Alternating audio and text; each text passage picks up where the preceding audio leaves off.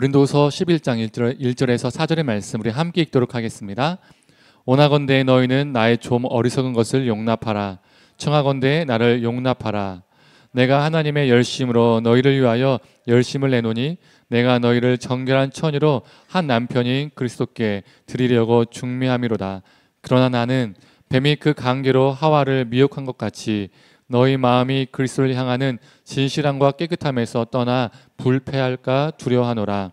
만일 누가 가서 우리가 전파하지 아니한 다른 예수를 전파하거나 혹은 너희가 받지 아니한 다른 영을 받게 하거나 혹은 너희가 받지 아니한 다른 복음을 받게 할 때에는 너희가 잘 용납하는구나.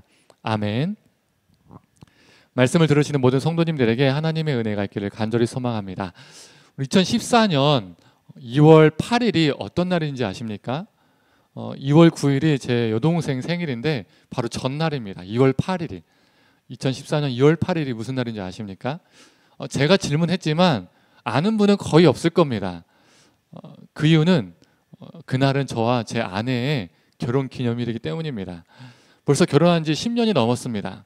이 결혼식 전날에 심한 감기에 걸려서 결혼식 내내 정말 힘들었던 기억이 있습니다. 몸은 너무 아픈데 이 결혼식 날에 아픈 표정이나 힘든 표정을 지으면 안 되니까 어색하게 웃고 하객들에게 인사를 했던 그 기억이 아직도 있습니다.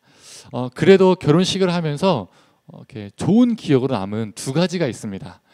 지금은 소망교회 담임이시고 그 당시는 예배설교학 교수님이셨던 제 논문 지도 교수님이셨던 김경진 교수님께서 저희 결혼식의 주례를 맡아주셨습니다. 교수님께서 두 가지를 특별히 주례 순서에 넣겠다고 하셨습니다. 그 당시 다른 결혼식에서는 보통 하지 않았던 순서였습니다. 그 중에 첫 번째가 이 결혼식 순서 중에 성찬식을 했습니다. 모든 하객이 성찬식에 참여했던 것은 아니고요. 저희 부부만 성찬에 참여했습니다. 하나님과 사람 앞에서 이 공식적인 부부가 되어서 함께 처음으로 참여한 성찬이었기 때문에 큰 의미가 있었습니다. 두 번째는 서약식이었습니다. 이 서약식은 대부분 그 결혼식에 있죠. 이 보통 서약식은 어떻게 진행이 됩니까? 보통 이렇게 교회식으로 기독교식으로 진행되는 이 서약식은 어떻게 되죠? 이 주례자가 먼저 신랑에게 신랑 유병욱은 신부 김지혜를 아내로 맞아 뭐 어쩌고 저쩌고 하시겠습니까? 라고 물으면 신랑은 네 라고 답하죠. 그 다음에 신부 김지혜는 신랑 유병욱을 뭐 남편으로 맞아서 어쩌고 저쩌고 하시겠습니까? 라고 물으면 신부도 네 라고 대답합니다. 그 다음에 주례자가 보통 어떻게 합니까? 서약 선포를 하죠. 이렇게 합니다. 보통 하나님이 짝지어 주신 것을 사람이 나누지 못할지니라 라고 선포를 하죠. 이 신랑 신부의 서약식이긴 하지만 질문과 선포로 대부분의 서약 멘트는 누가 합니까? 주례자가 합니다. 신랑 신부는 그냥 네 딱 이 한마디만 하고 끝납니다. 그런데 저희는 그렇게 하지 않고 교수님께서 결혼식 며칠 전에 서로를 향한 편지를 써오라고 하셨습니다. 어떤 남편이 되고 또 어떤 아내가 될 것인지 서로를 향한 약속을 적어오라는 것이었습니다. 그리고 식장에서 모든 하객이 있는 앞에서 서로를 향해서 그 편지를 읽어주었습니다. 오늘 설교를 작성하면서 그때 편지가 어디 있는지 궁금해지더라고요. 그래서 찾아봤는데 못 찾았습니다. 버리지는 않았으니까 분명 집 어디엔가 있을 텐데 찾지를 못했어요. 이 3년 전 이사하면서 어디 뒀는지 기억이 안 납니다. 그래도 꼭 찾아봐서 읽어봐야 되겠습니다. 서로가 그때 약속을 잘 지키며 살고 있는지 돌아보고 점검해 봤으면 좋겠어요. 제가 봤을 때는 지금 우리 아내도 웃고 있는데 엄청 그 약속을 어기고 살고 있을 것 같아요. 서로가. 여튼 오늘 설교도 신랑 신부 또는 남편 아내의 이야기가 나옵니다. 오늘 본문인 고린도후서는 바울이 고린도 교회에 보내는 편지입니다. 그래서 잠시 이 고린도 지역과 이 고린도 교회가 어떤 상황이었는지를 간략하게 언급하고 시작하고자 합니다. 이 고린도는 이 그리스 남부 지역인 아가야 지역의 대표적인 도시였습니다. 주전 146년 이 로마인들에 의해서 파괴되고요. 100년간 폐허로 남게 되었습니다. 그러다가 주전 44년 이 로마 가이사가 로마 군단의 퇴역 군인들을 위한 식민지로 고린도를 재건했습니다. 그래서 고린도 도시가 처음에는 주로 로마 군인이나 로마의 해방민 그리고 노예들이 살았습니다. 그런데 이 고린도가 어떤 도시였냐면요, 지중해 항구 도시다 보니까 시간이 지남에 따라서 무역의 중심지가 되었습니다. 이 도시에 수많은 무역 상인과 이 사업가들이 몰려들었죠. 이 국제 무역 도시가 된 겁니다. 항구 도시이자 무역 도시다 보니까 로마인, 헬라인, 유대인, 시리아인, 애굽인, 소아시아에서 온 이 동양인들도 섞여 있었습니다. 그래서 여러 나라, 여러 민족들의 종교와 풍습이 이 짬뽕이, 뽕짭이 되어 있었죠. 이러한 도시에 바울이, 사울도 맞는 표현이죠. 바울이 2차 선교 여행 때에 18개월 동안 심혈을 기울여서 세운 교회가 바로 고린도 교회였습니다. 이 고린도 교회는 우리가 잘 알고 있는 것처럼 은사가 정말 풍부한 교회였지만 동시에 정말 수많은 문제를 가지고 있었던 교회이기도 했습니다. 교회 내 당파로 인해서 분열과 분쟁의 문제, 성적 문제, 결혼과 이혼 문제, 우상 문제, 음식 문제, 성찬 문제, 방언과 같은 은사 문제, 부활 문제, 예배 문제 등 수많은 문제들이 있어서 정말 시끄러운 교회였어요. 이러한 고린도 교회의 여러 문제가 다른 지역에서 사역하고 있는 바울에게까지도 들리게 된 거죠. 그래서 바울이 이 고린도 교회를 향해서 쓴 편지가 고린도 전후서입니다. 오늘 본문 고린도 후서 11장 2절을 보면 바울은 고린도 성도들 향해서 이렇게 말하고 있죠. 우리 함께 읽어볼까요? 내가 하나님의 열심으로 너희를 위하여 열심을 내노니 내가 너희를 정결한 처녀로 한 남편인 그리스도께 드리려고 중매함이로다. 그러나 나는, 이 구절을 통해서 나온 어휘가 뭐죠? 단어가 뭐죠? 예수 그리스도가 우리의 신랑 되시고 우리는 그의 신부, 즉 우리는 그리스도의 신부라는 어휘가 생겨났습니다. 우리 그리스도인들, 우리 교회는 그리스도의 신부라는 것은요,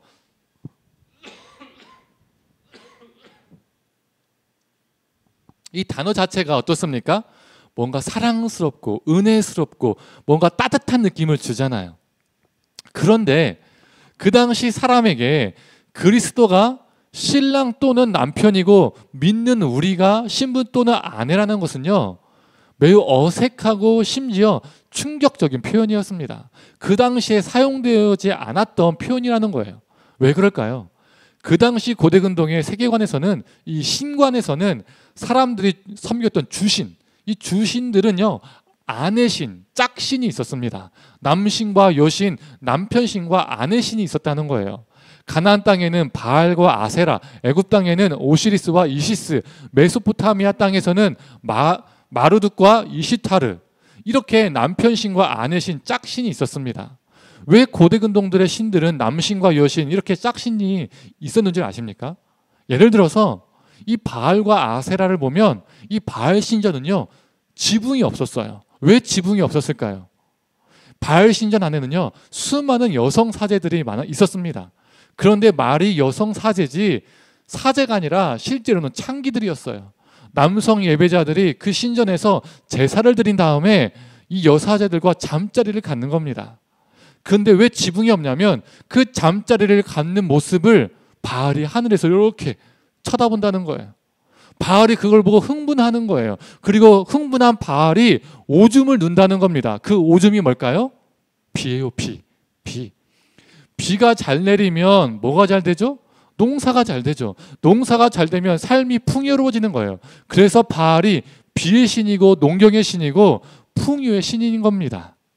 또 이런 성적 결합을 통해서 남신과 여신을 흥분시키고 이 신들의 성적 결합을 유도해서 그 신들을 기쁘게 하는 거예요.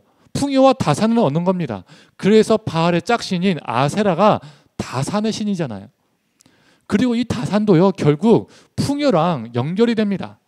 다산한다는 것은 동원 가능한 노동력을요, 많이 생산한다는 것이고, 같은 평수의 땅을 일구더라도 가족 5명이 하는 것과 가족 10명이 하는 것은요, 엄청난 노동력의 차이가 생기죠.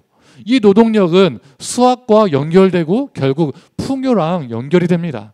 그래서 그 당시 농경사회에서 다산을 한다는 것은 더 많은 노동력을 가진다는 것이고 또 더 많은 풍요를 누린다는 의미였습니다. 이처럼 남신과 여신을 섬기고 그들을 기쁘게 해주고 흥분시켜줘서 풍요와 다산을 얻는 것, 이게 그 당시 믿음과 신관이었습니다. 그런데 이 짝신에 대한 우상 숭배는 결국 어떤 숭배일까요? 인간의 자기 숭배입니다. 왜 짝신들을 숭배하고 왜 그들을 기쁘게 합니까? 그 신들에게 영광을 돌리기 위해서 숭배합니까? 절대 아니죠.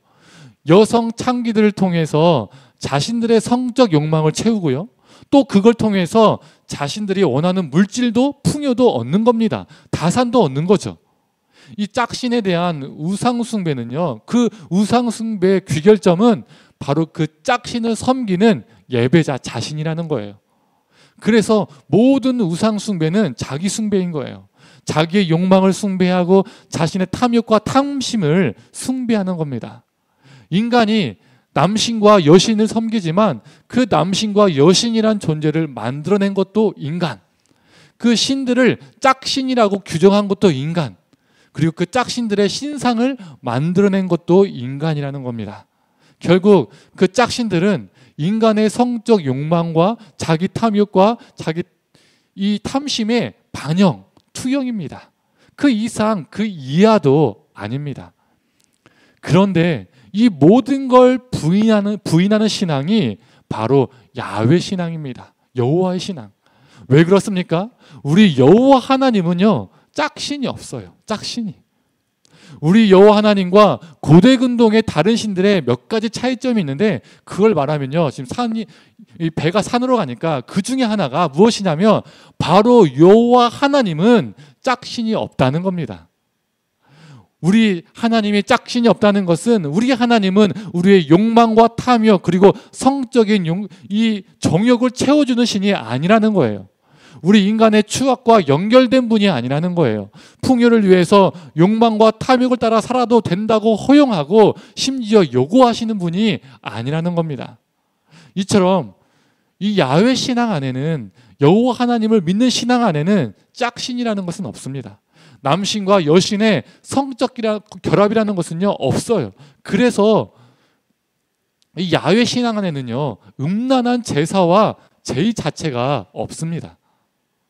그런데 누가 하나님의 짝입니까? 누가 여호와 하나님의 아내이고 신부입니까? 우리 이사야 54장 5절의 말씀, 우리 전반부만 읽어보도록 하겠습니다. 이는 너를 지으신 이가 네 남편이시라. 우리 여호와 하나님은 짝신이 없는 대신에 자신의 백성을 자신의 짝으로, 자신의 신부로, 자신의 아내로 삼으신 분이십니다. 이게 그 당시 고대 근동의 세계관에서는요, 충격적인 거예요. 신이 짝신이 없다는 것도 그 당시 세계관에서는요, 말도 안 되는 건데, 그 신이 자신을 믿는 백성을요, 짝으로 삼으신대요. 우리는요, 이 현 시대를 살아가는 우리는요, 그리스도의 신부 이런 말 너무나 많이 들어봐서 아무렇지도 않게 당연한 것처럼 생각할 수 있지만, 그 당시에 이건요, 신선함을 넘어서 충격적인 선포입니다. 어떻게 신이신 하나님께서 인간 따위를 자신의 짝으로, 자신의 신부로 삼으신다는 게 말이 됩니까? 그래서 이게 우리에게 은혜인 거예요. 우리 하나님은 자신을 믿는 백성을 자신의 아내라고 주장하십니다. 그리고 우리 하나님은 그 짝된 백성에게 무엇을 요청하십니까? 성적 결합을 요청하신가요? 우리 그리스 로마 신화를 보세요. 신들이요, 인간과 성적 결합을 해요. 그래서 반신반인의 자녀를 낳습니다. 그러나 우리 하나님은 절대 아닙니다. 그렇다면 우리 하나님은 자신을 믿는 그 백성에게 수많은 제사, 수많은 제물, 수많은 헌물을 요구하십니까? 아닙니다. 우리 여호와 하나님은 자신의 백성에게, 그 자신의 아내 된 백성에게 무엇을 요청하시냐면 그 백성들의 거룩한 삶을 요청하세요. 이게 고대 근동의 다른 종교와 우리 여호와 하나님의 구별된 차이입니다. 즉 거룩성입니다. 그렇다면 성도님들, 오늘 본문에 나오는 이 고린도 지역은 어땠을까요? 이 그리스 로마 세계의 이 다른 도시들과 마찬가지로 이 고린도 도시에도요, 다양한 남신들과 여신들의 숭배가요, 성행했었습니다. 이 고린도 도시 곳곳에 남신과 여신들 위한 신전들이 진짜 많았어요. 세라피스, 이시스, 아폴로, 포세이돈, 헤르메스, 헤라클레스, 에피클레피어스 신전 등 이 고린도 도시 안에요 12개의 신전이 있었습니다. 그 중에 무엇보다 가장 유명한 신전이 있었는데 그게 무엇이냐면 아프로디테 신전이었습니다. 왜 이 신전이 이 고린도 도시에서 유명하고 대표적인 신전이었냐면 이 고린도에는요 이 아크로코린토스라는 산이 있었습니다. 또는 언덕이라고도 합니다. 이 아크로코린토스에서 이 코린토스가 우리나라 발음으로 고린도예요. 고린도. 발음이 비슷하죠. 이 산은 고린도 지역의 우뚝 솟은 산인데 이 산 꼭대기에 무엇이 있었냐면 바로 아프로디테 신전이 있었어요. 이 도시 가장 높은 곳에 아프로디테 신전이 있었다는 거예요. 지금도 그 흔적들이 남아 있습니다. 한번 우리 사진을 보실까요? 첫 번째 사진을 보시면 이 사진 이 하단에 수많은 돌들이 있을 거예요. 보이시죠? 이게 고린도 도시의 흔적들, 유적들입니다. 그리고 몇 개의 기둥이 서 있는 것도 보이시죠? 이 기둥들이 뭐냐면 이 아프로디테 신전의 기둥이 아니라 아폴로 신전의 기둥이에요. 이 기둥 뒤에 큰 산이 보이시죠? 이 산이 바로 아크로코린토스라는 산입니다. 우리 다음 사진 한번 볼게요. 이 아크로코린토스라는 이 산 꼭대기를 확대한 사진입니다. 우리 빨간 이 타원형 안에 이 성벽의 잔해들, 이 어떤 건물의 잔해들이 보이시죠? 이게 바로 이 건물 안에, 이 성벽 잔해 안에 아프로디테 신전이 있었어요. 이 아프로디테가 어떤 여신입니까? 사랑과 아름다움 그리고 생식의 여신이었습니다. 이 고린도 사람들은 이 여신에 대해서 특별한 관심과 애정이 있었어요. 그러니까 가장 높은 곳에 그 신전을 세운 겁니다. 즉 고린도라는 도시는요, 이 아프로디테가 가장 높은 곳에서 보살펴주는 도시예요. 이 고린도 사람들이 수많은 신들을 숭배했지만 가장 최고로 흠모하고 사모하고 열렬히 숭배했던 신이 바로 아프로디테라는 거예요. 대표신. 이 도시에서 주신이었다는 겁니다. 그렇다면 이 아프로디테는요, 짝신이 없었을까요? 당연히 있었습니다. 이 헤파이스토스라는 대장장이 신이 그녀의 남편이었어요. 그런데 이 아프로디테가요, 신화를 보면 문란한 신이었습니다. 이 사랑의 신이니까 아무나 막 사랑하는 거예요. 그래서 수많은 남신들과 연문이 있었습니다. 그 대표적인 연문의 짝들이 우리가 정말 많이 들어봤던 신화 속의 신들입니다. 전쟁의 신 아레스, 바다의 신 포세이돈, 술의 신 디오니소스, 전령의 신 헤르메스. 이렇게 이 아프로디테가요 수시로 짝을 바꿔가면서 사랑을 했어요. 이 고린도 사람들이 제일 열심히 믿는 이 아프로디테가 수많은 짝들을 바꾸며 문란하게 사니까 그 신을 향한 제사는 어떻게 했습니까? 당연히 문란하죠. 신 안에 무려 몇 명의 여사제가 있는지 아십니까? 1000명이 넘는 여사제가 있었대요. 1000명이. 말이 여사제지 이 구약의 바알 신전에 있는 그 여사제와 똑같았습니다. 창기였어요. 신전에 공창제도가 있었습니다. 이 여사제들과의 성적인 관계를 가지는 것이 예배의 한 행위였어요. 이러한 분위기와 제사의식들은요, 자연스럽게 이 고린도 도시의 성적 타락을 불러일으켰습니다. 그래서 저급한 성윤리가요, 고린도 도시 안에 만연했습니다. 실제로 그 당시에 어떤 말이 있었냐면, 너 고린도인 것 같아. 야, 너 고린도인 아니야? 이 말이 있었는데, 이 말이 무슨 뜻이냐면, 너 음란한 놈이야. 너 간음했지? 이 말과 동의였습니다. 그래서 너 고린도인이야? 이 말이요, 좋은 말이 아니었어요. 이처럼 고린도는요, 향락의 도시, 퇴폐의 도시, 문란의 도시의 대명사였습니다. 성적인 타락상이 심각했다는 거죠. 이렇게 짝신이 있다는 것은 사람들의 성적 욕망의 충족과 자신 안에 있는 탐욕, 탐심의 투영이었습니다. 그 짝신들을 숭배함으로써 나의 쾌락을 누리고 풍요를 누리는 겁니다. 갖고 싶은 것을 얻는 것이죠. 그래서 이 바울이 살았던 당시에도요, 수많은 사람들이 이 짝신의 교리를 숭배했습니다. 반면 어떤 사람도 있었냐면 이 짝신의 교리, 이 짝신의 신앙에 신물이 나고 염증을 느끼는 사람들도 있었어요. 그들은 이 음란한 제사와 제의, 이 탐욕적인 종교를요 가증스럽게 여긴 거예요. 저건 아니지 않냐라고 생각했던 사람들이 있었다는 거예요. 그런 사람들 중에서 여호와 하나님을 접하고 야 이건 다른 종교와 다른데? 이렇게 생각했던 사람들이 있는 거예요. 여호와 하나님을 보니까 짝신이 없는 거예요. 제사와 제의가 음란하지 않는 거죠. 탐욕과 풍요를 부추기고 추구하는 신이 아니라는 것을요 그들이 직간접적으로 경험한 겁니다. 그래서 자신을 믿는 백성, 자신이 믿었던 그 신을요 버린 겁니다. 내가 이전에 믿었던 신들은 음란한 것을, 풍요와 탐욕을 부추기는데 이 신은 백성들에게 그것을 부추기지 않고 물질을 요구하지 않고 거룩을 요구하는 거예요.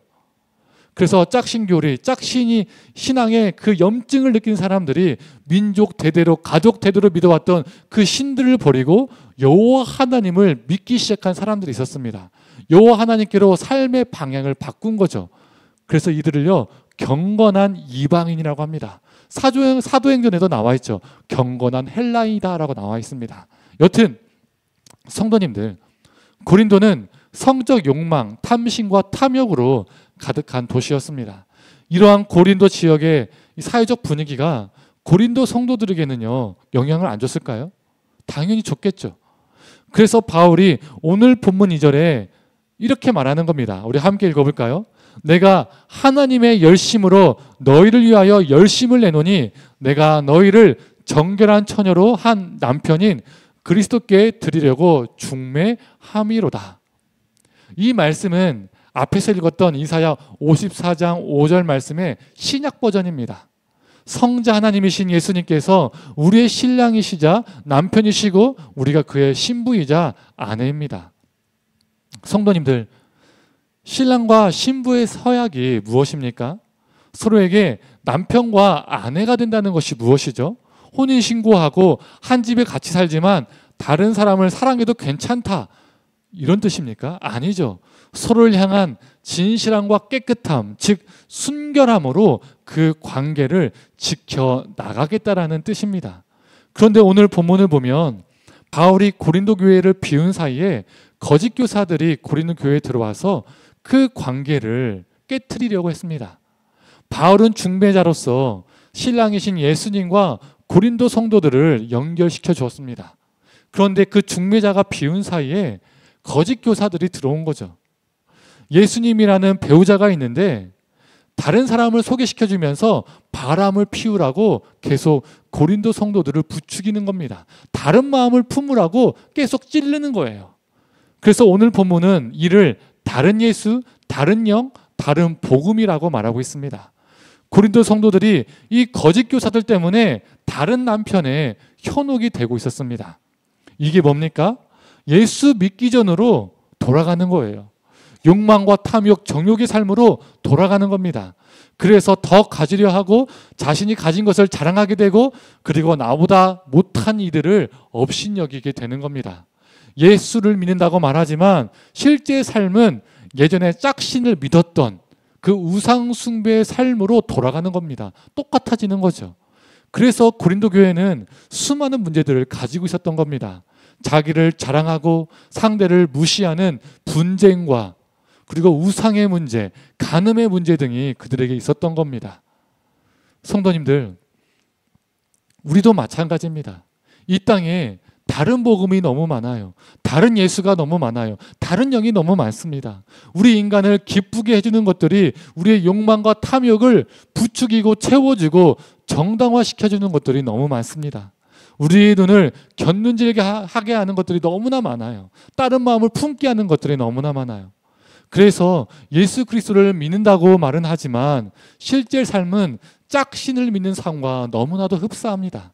지극히 탐욕적이고 지극히 정욕적이고 지극히 욕망적이죠.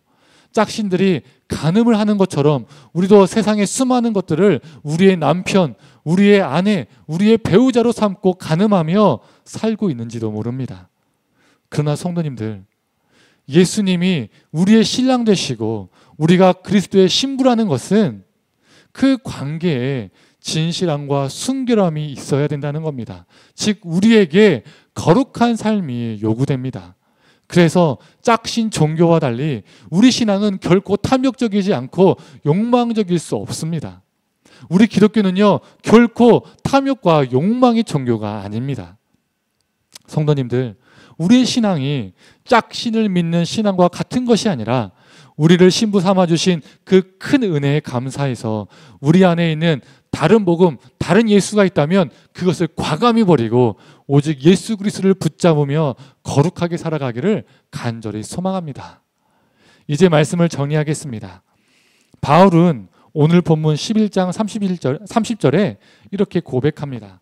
우리 함께 읽어볼까요? 시작. 내가 부득불 자랑할진대 내가 약한 것을 자랑하리라. 이 고린도 교회 성도들이 거짓 교사들 때문에 거짓 남편들과 짝을 이루어 살면서 탐욕대로 사는 겁니다. 그리고 자신들이 얻은 것들을 가지고 있는 것들을요 자랑하게 되었습니다. 그래서 그 배경 속에서 바울이 내가 부득불 자랑할진대 내가 약한 것을 자랑한다라고 말합니다. 이 바울에게 그 약한 것들이 무엇입니까? 23절과 28절에 기록되어 있죠. 그는 옥에 갇히고요 매도 수없이 맞으며 여러 번 죽을 고비를 넘겼습니다. 40에서 하나 감한매를 5번이나 맞고 3번 태장을 맞고 1번 돌을 맞고 3번 파선을 당해 바다에서 표류했습니다. 강도의 위험과 강물과 광야와 바다의 위험과 동족의 위험을 당했고 자지 못하고 목마르고 여러 번 굶고 춥고 헐벗었습니다. 바울이 이 모든 것들을, 이 모든 약한 것들을 내가 자랑한다라고 말합니다. 성도님들, 이게 바로 기독교 신앙입니다. 이게 바로 이방 종교와 다른 점이라는 거예요. 이방 종교들은 남신과 여신, 짝신의 교리로 자신의 욕망과 탐심을 채우며 삽니다. 내가 그 신을 섬겨서 욕망을 충족하고 부귀영화를 누리는 게 목적입니다. 내가 더 갖는 게 목적입니다. 그래서 모든 짝신의 숭배의 귀결점은 나의 풍요, 나의 구원, 나의 잘됨, 결국 나라는 거예요. 나. 그래서 나의 풍요와 나의 잘됨을 자랑합니다. 내가 더 잘났다고 드러냅니다. 그러나 이 모든 것을 부인하도록 요청하는 게 기독교 신앙입니다. 내가 예수를 나의 신랑으로 삼고 내가 그리스도의 신부가 되어 살아간다는 것은요, 내 신랑을 통해서 발 뻗고 푹 자는 인생을 사는 것이 아니라 그 신랑을 통해서 내가 누리고 싶은 거 다 누리며 사는 것이 아니라 자기를 부인하고 자기 십자가를 지고 신랑이신 예수 그리스도를 따르는 것입니다. 그리스도의 신부라는 단어는 단순히 아름다운 수식어가 아닙니다.